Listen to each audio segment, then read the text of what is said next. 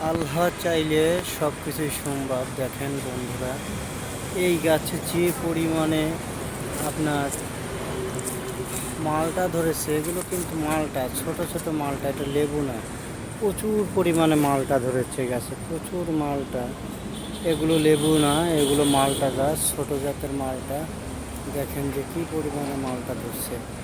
আমি আপনাদেরকে দেখাচ্ছি যে এই মালটা গাছে আপনার ছোট হোক, কিন্তু যে পরিমাণে মালটা ধরেছে, যে এই মালটাগুলো চাষ করে আপনারাও লাভবান হতে পারেন। দেখেন কি পরিমাণে মালটা ধরেছে।